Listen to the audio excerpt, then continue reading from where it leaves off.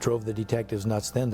He just flat out disappeared, and they had no information of his disappearance. 3 underwater divers combed the clogged waterway inch by inch from the Cannon residence to where it dumps into the Boise River about a mile downstream. There was no sign of young Jason. Kidnapping still has not been ruled out. With the possibility of a drowning almost entirely ruled out, the question remains, where is young Jason Cannon?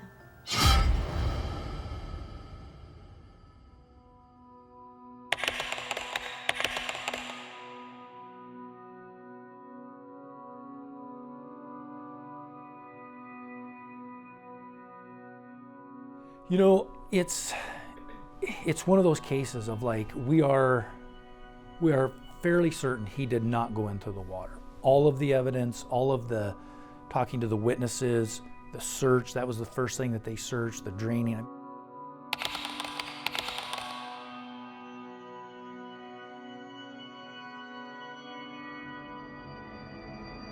2-year-old Jason Cannon was last seen leaving his residence here on 32nd Street.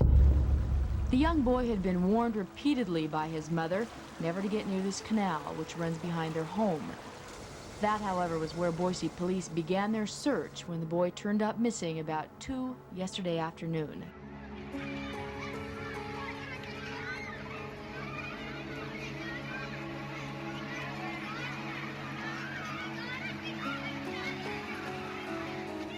Three underwater divers combed the clogged waterway inch by inch from the Cannon residence to where it dumps into the Boise River about a mile downstream.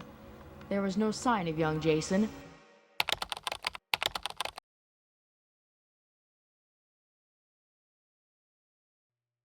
I mean, it was searched heavily over and over again.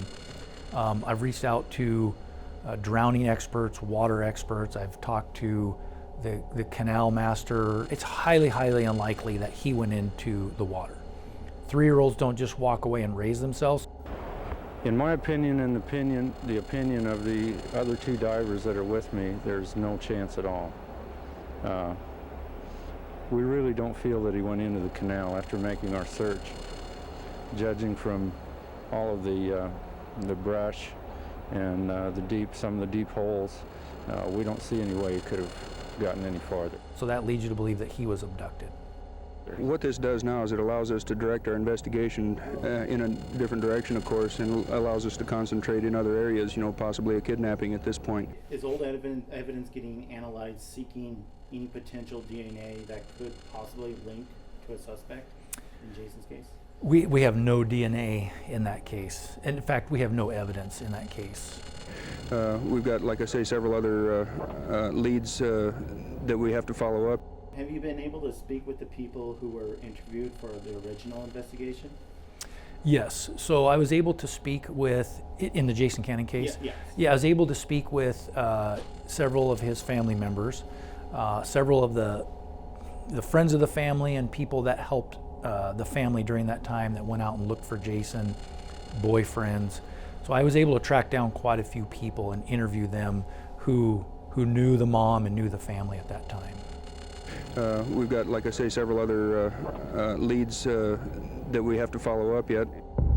Those leads include a reported sighting of the 2-year-old with an older man in downtown Boise last night. Police also say they're checking out a gray van, which was spotted driving aimlessly around the boys' apartment complex yesterday. We have one old picture from the news. Beyond that, we don't have any DNA. We're going to try to do a real thorough job, no matter how long it takes. And then from that point on, hopefully we do a real good thorough job and won't have to search it again. Police searched Sand Creek in back of the apartment, but came up with nothing. They felt he could have been kidnapped.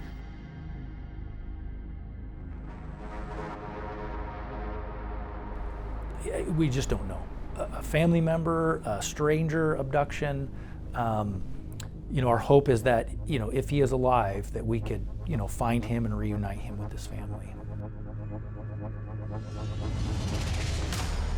I think it's like the old saying, if you see something, say something. If you know something, say something. And for us, it could be any clue. You know, we did this story several months ago, and someone came forward who had information way back then that we have looked into and are still looking into.